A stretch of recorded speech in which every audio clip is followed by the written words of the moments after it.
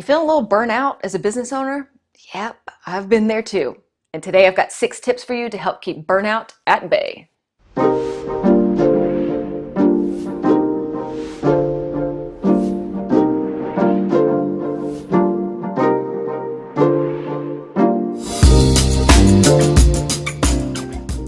Listen, as entrepreneurs, we are known for burning the candle at both ends. But when we do that, we tend to get a little burnout at work and everything feels a little bit more complicated. So today, I am bringing you my favorite tips for how to prevent burnout in your life.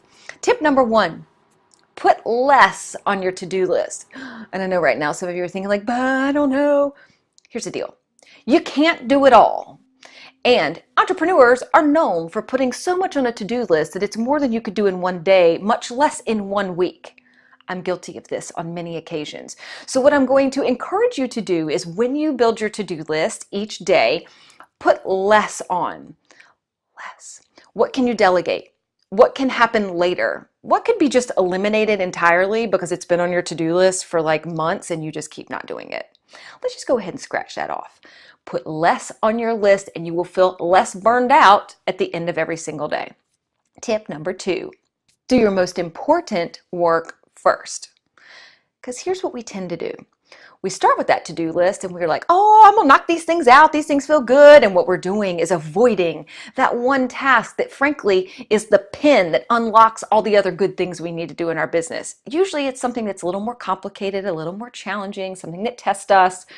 It feels a little outside of our comfort zone, but that's often the one that we should start with first, because once that's done, everything else feels easier and we're focusing on the right things that typically are linked to sales and marketing, which link to growing your business. So at the end of the day, instead of sitting there and looking at your to-do list and being like, man, I got rid of all these things, but that one damn thing is still on my list.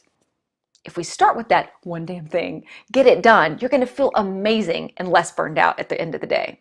You follow me? All right, tip number 3, limit what you see on the screen.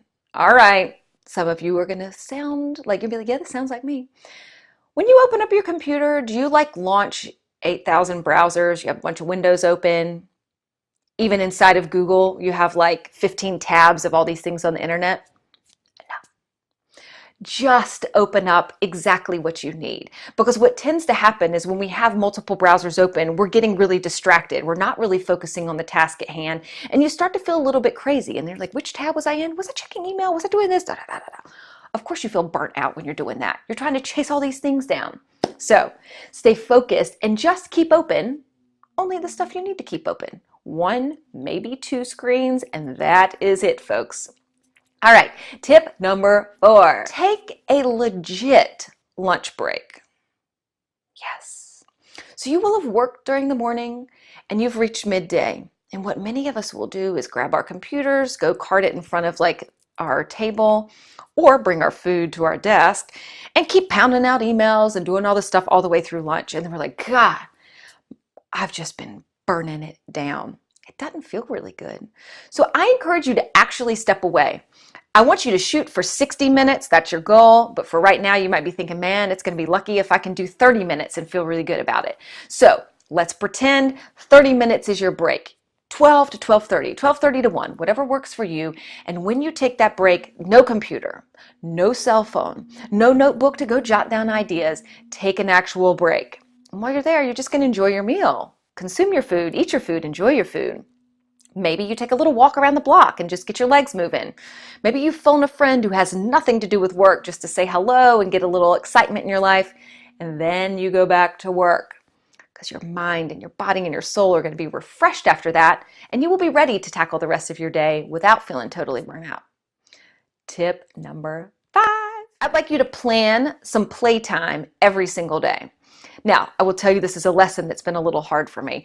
I am known for working late and just grinding it out. And so I have to actively plan to put fun and joy and things that I actually like on my calendar that are not work.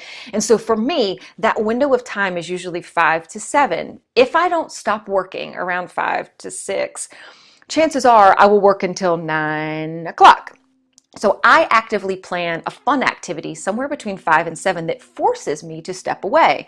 So I reach out for a friend and say, hey, you want to go work out? You want to go for a walk? I plan to call a girlfriend of mine. So I put something on my calendar every single day that is completely personal, completely fun, and totally breaks that routine of staying in work. Put some fun and playtime on your calendar every single day. All right, tip number 6, you got to shut it down already. Okay, all of us have that tendency to work and work and work and put in long hours. I mean, after all, we've chosen this life. Often we're doing things that we love.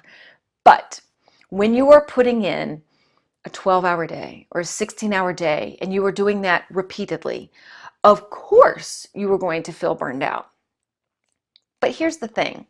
When we're doing that, it's actually telling us something really important about our businesses. If you were having to consistently put in 12, 13, 14, 15, 16 hours a day to accomplish the things you need to get done, girl, you need to ask for help. You are at a moment in time where you need to hire a VA or an admin or a part-time person or a full-time person and get someone into your organization to help you, because that is simply not sustainable. You will stay burned out for life. And guess what's going to happen? Your business isn't really going to flourish either, because you're not flourishing. And those two things really work hand in hand. So know that if you are at that moment in time, now is the time to ask for help and make it work for you. It can always be short-term, part-time. It doesn't have to be a long-term committed relationship with someone like a full-time employee, but make it work for you. All right, those are my tips for preventing burnout, but I'd love to hear what yours are. So put them in the comments below and let me know how you prevent burnout and keep your mind, body, and soul fresh so that you can go to work and be that boss that you are.